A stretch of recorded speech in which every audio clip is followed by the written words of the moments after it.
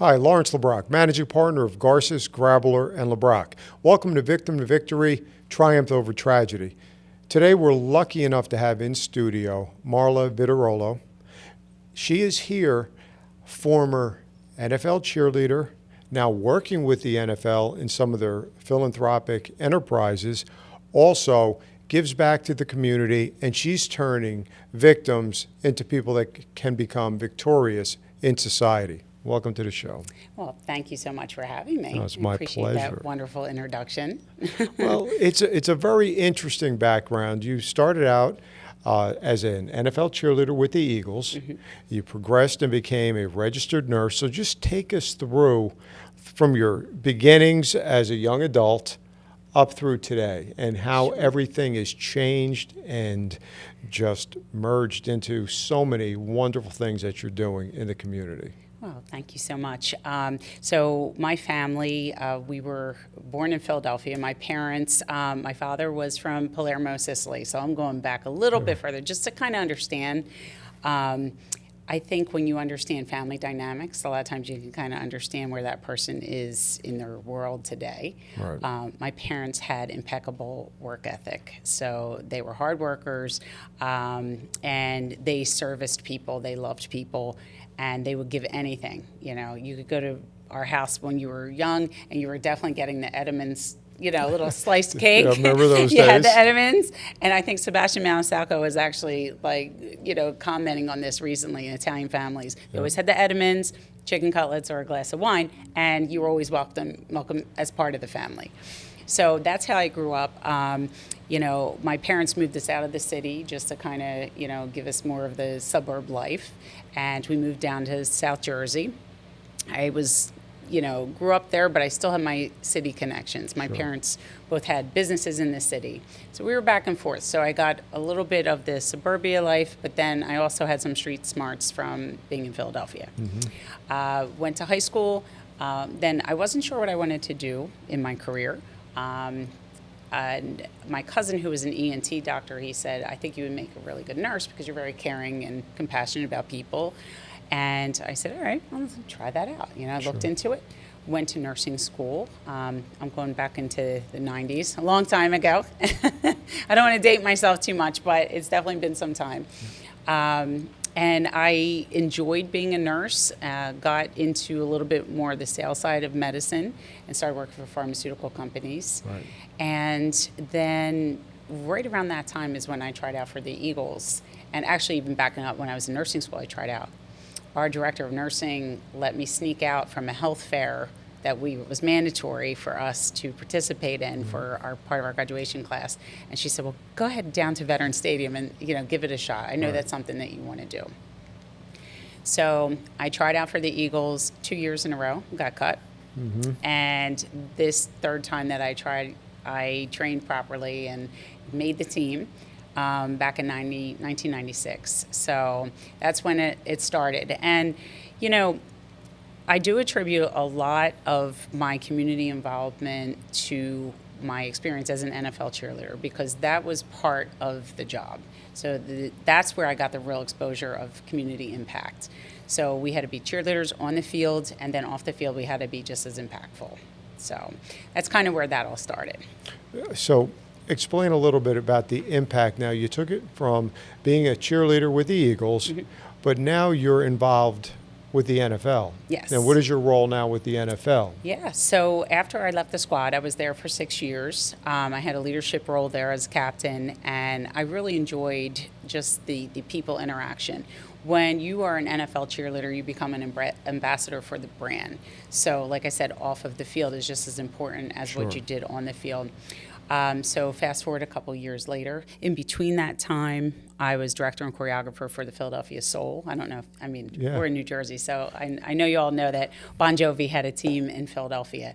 So I worked for him directly for 6 years after the Eagles. Well, I still have my full-time career. I never let my actual full-time career of being a salesperson to the side. So I did both at the same time, and then a bunch of us got together that were NFL alumni. We said, what can we do in the community, because it left such an impact on our lives. And some girls only cheered for 1 year or 2 years. So if you're there for 6 years, you know so many of the ladies, with 36 women on the squad each year. We kind of got together and said, what can we do?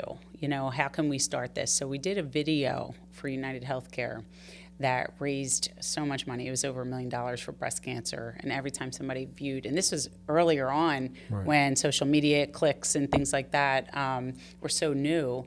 And that's how we kind of got started. And we had such a good feeling of the impact of helping others raise the awareness for breast cancer. So that was how it kind of kicked off. And ever since that, we started to formulate the Philadelphia chapter for the NFL alumni. I'm the sponsorship chair.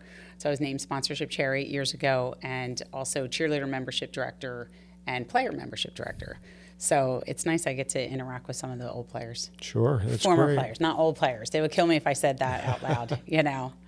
Well, so you, not only that, but you also entered the Mrs. USA pageant, and you actually were Mrs. New Jersey, if I remember correctly, and then Mrs. USA as well. Yes. So how did you take that from what people would call a beauty pageant, and how did you turn that and use that platform to help with your organ donations and the various philanthropic efforts that you're involved in now?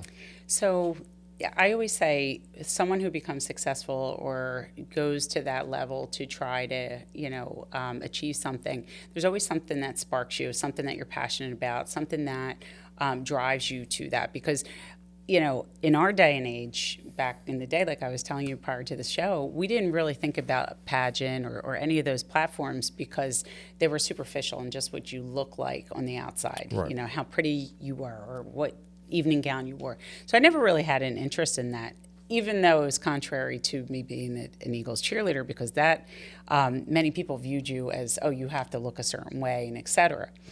The pageant kind of came up. My father got sick in his late 40s, and he had congestive heart failure. And they talked about him needing a heart transplant. So, I mean, this is something unthinkable that we would even imagine that you would take an organ out of somebody and put it in, another person. And this whole concept of transplant, especially a heart, was just unthinkable. I knew that my father was getting sicker as he got older, and I started to do some research on the gift of life and how that works. And a lot of it is just informing people and bringing awareness to it, because you can save so many lives by becoming an organ donor. And it literally is just about checking the back of your license. Sure. Of course, you have to have the thought process to agree to it, but that's how easy it is. And you can save someone's life. So fast forward a few years, my father had a heart transplant in 2003. I remember getting the call saying, this is it. Like, if he goes in, he may not come out. So we went, my father went into the OR, and we shared the OR waiting room with another family who was also the recipient of the lungs of the same person who passed. So, and she was a 36-year-old woman. She was in a car accident, and she gave her heart to my father and another family her lungs. I was so inspired by this, and my father, came out of the surgery, knock on wood, very successful. I remember going in there, seeing him right after the transplant, and literally looked like a train wreck. I mean, he had tubes every orifice. He was completely knocked out. He was it didn't even look like my father. He was swollen from the IV fluids, and I just remember my heart fluttered when I went in and saw him like that. So the doctors said to me, why don't you and your mother go home, get showered, because we were up all night waiting. And I went home. We came back, and he was sitting up eating pancakes when we came back. Wow. I mean, that's how incredible the technology is, how far medicine has came to be able to literally transform him. I mean, his coloring, everything was just unbelievable. It was a miracle, truly a miracle. So I started to really do more research on the gift of life and how I can make an impact, because that saved my father's life. Yes. Yeah. So And that's where I kind of got started. And I looked into some local places like the Gift of Life Howie's house. It's in Philadelphia. And it's kind of like the Ronald McDonald House where people will go there waiting for a transplant or some type of medical procedure. It's like a home away from home. And I started to make connection. And that's how I really, I mean, I've always done community type of stuff, philanthropy. Oh my gosh, I can't even talk right now, but I'm getting all Choked up over choked that. up. Yes, very much so. I'm going to do something an attorney's never supposed to do. I'm going to ask that question that you don't know the answer to. Okay. How did the other person that received the lung transplant, Yes. did they survive? Yes. Oh, Yes, good. they did well. Yeah. So the solid organs are very well received. There's always the risk of graft versus host disease, which is your body's reaction to the foreign object, so to speak. So it's not your tissue, and it's someone else's tissue. Solid organs like liver, lung, and heart are great, well received.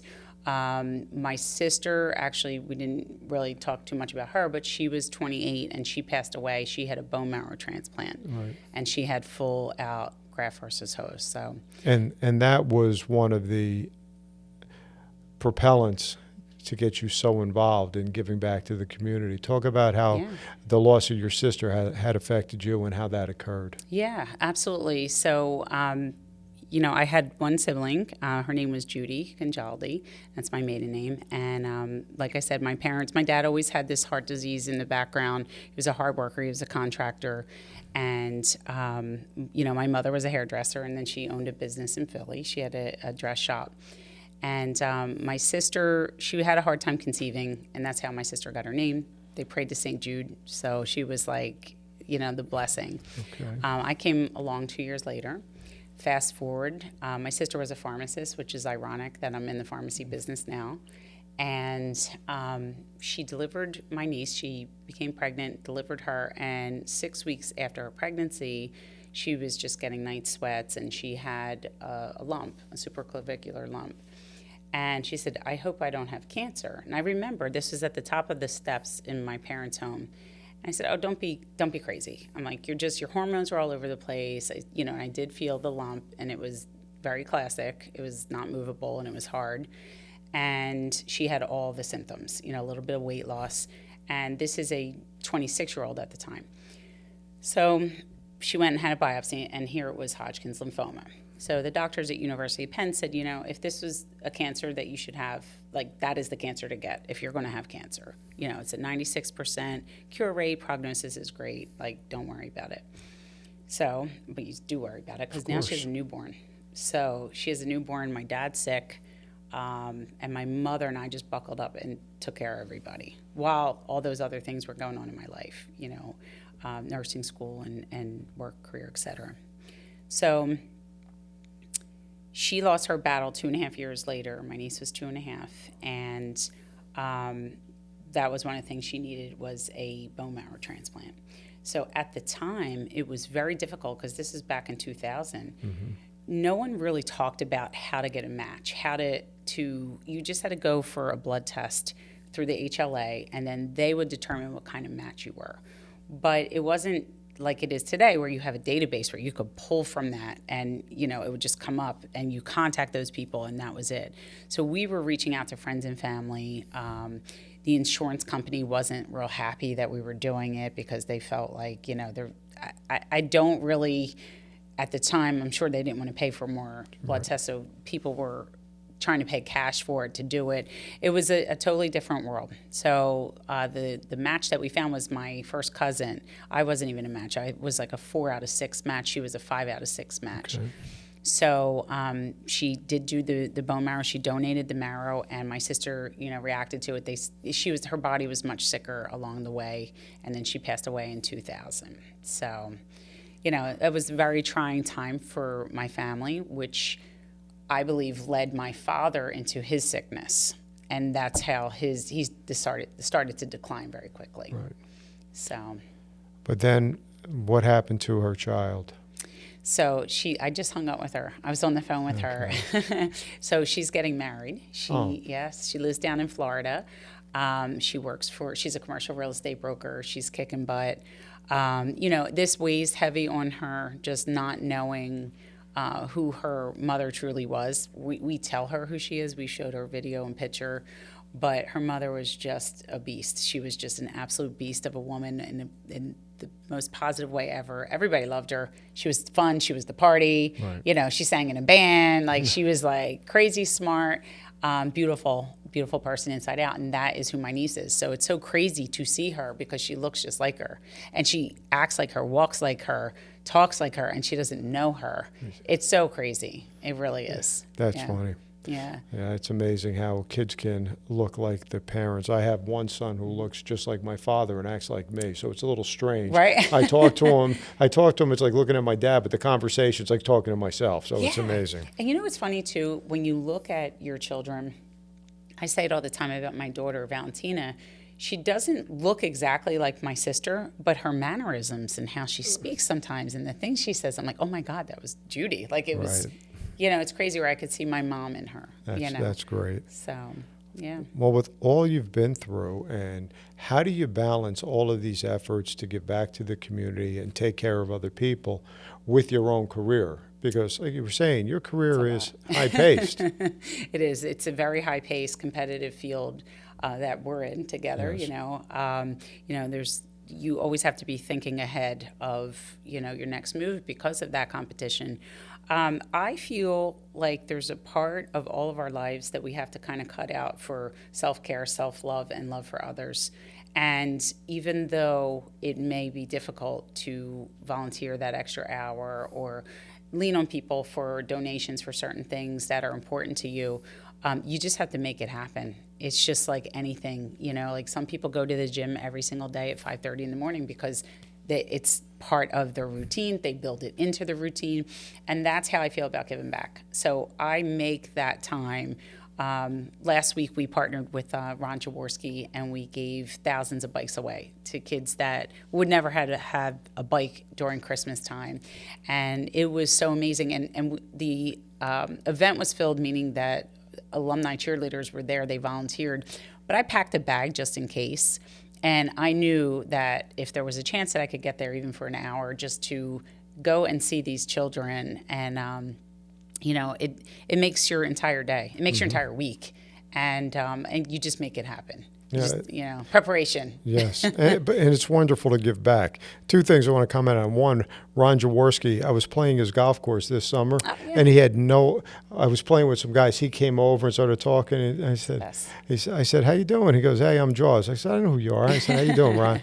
And we were talking, and the guys were like, how do you know him? Who was that? I was like, it was Ron Jaworski, the quarterback of the Philadelphia Eagles for years, and they had no idea. I said, we're playing on his golf course, so it was kind of funny. He very non-assuming, just came up saying hello, how you having a good day? So that was nice. Yeah. And we just finished yesterday. Actually, we had our Project Presence, where we take 10 families and that are homeless, and we bring them in and give them a lot of gifts. That's so they amazing. have a wonderful, wonderful day for the holidays. And one of the kids received a bike, and he was over the moon over it. And it makes you feel so good to be able to just give back to these kids who, the only negative is they're probably never going to have another Christmas like that, the way they get so spoiled in these events. So but it's a wonderful day for them, and it's great to see how you're giving back. So talk about if somebody wants to, with the organ donors. We all know that if you just sign the back of your license, you can be an organ donor and give that back to people. Believe it or not, you can't use your organs after you pass, so you can donate them. It's okay. I know there's some religions that don't believe in that, but for those who do not have a religious problem, it's a great idea. It's funny, at some of the hospitals they talk about the motorcycle riders.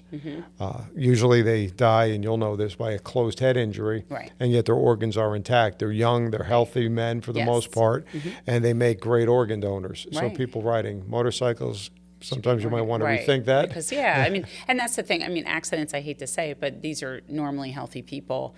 And there's some misconceptions that are out there if people claim themselves as an organ donor. does that mean that they're not going to save their life or try to preserve their life, and that they're going to get less care in the hospital because someone needs that organ? It's actually the opposite of what most people would think, because they have to keep that person healthy as possible. Healthy, organs are what would be transplanted. So the thought of them caring less for someone who's an organ donor is just false. So, but that is, it's definitely, it's life-changing. And I, through that experience, I met a little girl who had an organ transplant. She had a heart transplant at 6 weeks old. I still see her. She's now 13. I met her when she was about 4 going on 5. So, and I see her all the time, and I met her through the USA Ambassador because I've done a lot of sponsored dinners there too for patients that are waiting to get treatment in the hospital, and that's how I met this little girl. I can't say her name because, for her privacy, but she's the light of my life. So I feel like we had this little thing, we connect, we FaceTime, we talk, we text, and I became close with her grandmother and her family. That's special. That's awesome. Yeah. Now, also, you're involved in the fight against or the help with people with autism or the autistic children and adults. Yes. So, how did that occur? Yeah. So, as you know, when I was a cheerleader for the Eagles, Jeffrey Lurie was the owner and still is the owner today. His brother was impacted by autism. So he really, this is just such a huge thing for the Eagles and for our city, but the Eagles Autism Foundation was created. And once a year they have an Eagles Autism Challenge, and they have multiple events all throughout the year to raise awareness. And this past year was the first experience that I actually had with going to the Eagles Autism Challenge and just getting to see the families and the children and how many people this impacts, so many more people than we think. I had the opportunity this year through Jersey Man Magazine as an honoree for Woman of the Decade or Man of the Decade, and you get to choose a platform. So I said, I've raised a lot of money for the Gift of Life, which last year I was able to cut a big check through the Jersey Man Foundation. That's great. And I was really excited about that. And so what they did this year for the 10-year anniversary, they took the winners from the past 9 years and did a tournament of champions. So I said, you know what? I'm going to see how much support I can get for Eagles Autism. A lot of our NFL alumni cheerleaders were there and supporting, and companies and corporations, and all came together, and I wound up being able to cut a check for $15,000 to Eagles Autism this year. That's fantastic. So I'm excited about that. So what are the charities or organizations that you're involved in, and how can people get involved or give back if they're interested? Yeah, absolutely. So being a part of the alumni organization definitely brings up a lot of different charities that women, now that we're in our 50s and 60s, and some are in their 60s, 70s, all these decades of cheerleaders, people have experienced different things. We have a girl, a woman on our alumni who her husband was just diagnosed with early onset Alzheimer's. So we're there for her. So we're going to switch gears and try to help her. And I think there's an impact that has to be something that you're passionate about. Usually it comes from a family member or friend or someone that you're connected with, and you see the level of care that they need or support, and that's sometimes the motivation. Other times it's just, some people just want to do something that makes them feel good, and they can pick a charity that interests them the most. But I would pick something that is meaningful to you and your family, or someone you know and love, that you can see that impact directly on them. So that, to me, that's the most gratifying, is to be able to actually watch the fruit of your labor, so to speak, to actually help families. So kind of like how you're hosting all of the families. I'm assuming they're underprivileged families that need some extra support. Our pharmacy does something similar to that. We sponsor 3 families, and we buy them all Christmas gifts because they wouldn't have that opportunity. Right. And that's wonderful. So is there any way they should contact you or to get involved in these organizations? Sure, yeah. If you'd like to support Eagles Autism Foundation, you can actually Facebook me, Marla Viturello, and I will give you the information. You can always go to their website for the Eagles, PhiladelphiaEagles.com, and there's a section for Eagles Autism. If you're interested in the Gift of Life, it's giftoflife.org, and you can kind of look at some of the local charities that are related to your interest in helping. Is there anything else you'd like to share about your charities or anything else about your life that you think would help some young people to overcome adversities they're facing? Yeah, so everyone that I've ever talked to, they say, where do you find the strength? Where do you find the energy? Where do you find that in you? Because life is busy. I have 2 children. I am a single mom, and I have a full career, a more than full career. But it's the grievance that I have went through and experienced in my life, the losses, because my sister passed, my father passed. We didn't even get to talk about my mother, but my mother passed away the night I had my son. So Christmas and the holidays have a whole different meaning to me. And how I turned my life around is I could have sat in the corner in fetal position and just let the world spin around me. But what I did was I used that grievance and that loss to help somebody. I used that as the energy and the motivation to get up and to make a difference in someone else's life. So that's, it helps. It helps mentally and emotionally too. It does. I feel so much better that I can help someone who would even go through a part of what I went through. Where do you find the strength to do that? Lots of coffee. I'm religious, but I'm not super religious. But I do believe that there's a greater being that helps us get through that. And, a lot of prayer and a lot of faith in yourself. I always say bet on yourself, that you can do it. So many people say, I don't have the energy or I don't have the time for that on the weekend. But when you experience giving back that feeling, as you know what that feels like, to me, that's the greatest feeling in the world. So that, to me, is something I would want to continue the rest of my life. You and I have talked off air before about the loss of your mom. Mm-hmm. Do you want to just tell the audience, since you brought it up, because I wasn't going to bring that up, about how you overcame that, especially losing a parent the day you have a child born, how tough that is? Yes. I would definitely say that was the most difficult thing I've ever went through. Losing my sister obviously was too. You expect to lose your parents before, God forbid, losing a sibling or a child.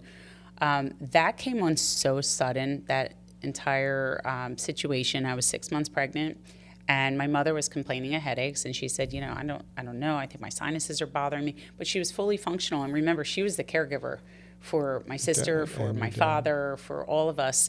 And I remember I was 6 months pregnant, and I got a call in the hallway, and they told me that she had stage 4 lung cancer, and that they weren't certain she would be around by the time I delivered my child. So right away, you kick in, talk about energy, because I was just about approaching my last trimester in pregnancy. And I know you couldn't experience it, but that is the worst trimester in pregnancy. I have 3 kids. I've witnessed it. I have witnessed it. You felt it through someone. Well, through your wife. But you have no energy. And here I am driving back and forth to Jefferson for chemo, for radiation, and for caring for her 24/7. And I remember the weekend before, I was scheduled for my C-section on that Monday. That Friday, my mother had some mental status changes, and we had to admit her into the hospital, and she declined so quickly. So I stayed with her, packed a bag. It was such a blur for me. So I left her at that hospital and had to go for my C-section. And it was just unbelievable, because I'm sitting there the whole time. My focus is my mother. Sure. And I'm like, hurry up and get this baby out of me, because I have to go care for my mother. And I'll deal with the kid. I'll have the rest of my life with him. Mm-hmm. I just need to care for her. And it was such an emotional, I don't know how I didn't have a nervous breakdown laying in that bed, coming out of surgery. And I knew I was losing her. And they said to me, everything's okay. She's good. She just wants you to get through this. So she was communicating with them a little bit. And when I woke up out of the surgery, my family was at the foot of my bed. And that's when they told me that she was passed. But they said she was on a morphine drip. She's not conscious, but we're going to get you out of here so you can see her. So she didn't officially pass away as of yet. But to me, we lost her when she was on morphine. She just was not responsive. And my GYN, who is absolutely awesome, my doctor, sped up the process for me to get out of the hospital. So I left the hospital that Friday, and I didn't care. I was leaving anyway. I was like, you know what? I needed a blood transfusion. I lost so much blood in that surgery, and it was just awful. And of course, it was C-section, so I didn't have the opportunity to have a normal childbirth. And I went from the hospital to go visit my mother, and that was the worst day of my life. It's the first time all my friends and family were so excited to see the baby, and they're bringing me food because my mother passed away. It was such a weird, I don't wish that on my worst enemy ever. I never want to see somebody ever have to go through that. And then the guilt of being happy as a new parent, but then you need your mother at that time. And I just remember being completely lost. I didn't sleep in 6 days. And I was hallucinating. I was having visual hallucinations where I was seeing people walk in the room. It was very bizarre because your body is almost like an out-of-body experience. Sure. So, and then I remember the mail and deliveries coming through was like, congratulations on your baby, from the same person who sent me, I'm so sorry for your mother. So it was like, it was just crazy. And opening up cards like that, people were saying thank you and I'm so sorry at the same time.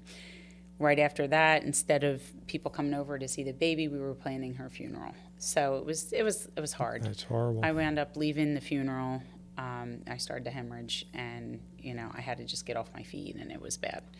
So when you go through that, anything else in life just looks so simple to me. It's just, talk about multitasking. When people say, well, how did you get all this done in one day? I'm like, that's nothing. Because when you go through that, sure. To me, that was the worst thing in this world. Now I just have to keep my kids healthy, knock on wood. I don't like to say anything like that out loud, but that would be detrimental to any parent to have to go through that. And I bet you hear from a lot of people, because you're an attractive person, you have it together professionally. I bet you a lot of people say, oh, you'd never understand. You've had it so easy. Yes. How many times do you hear that? A lot. I actually do a lot, because when people kind of hear my story, they're just shocked. Mm-hmm. They're like, well, you're so polished and everything, your life looks so perfect, and you were a cheerleader and you were a pageant person and you were, you own a company as a pharmaceutical partner.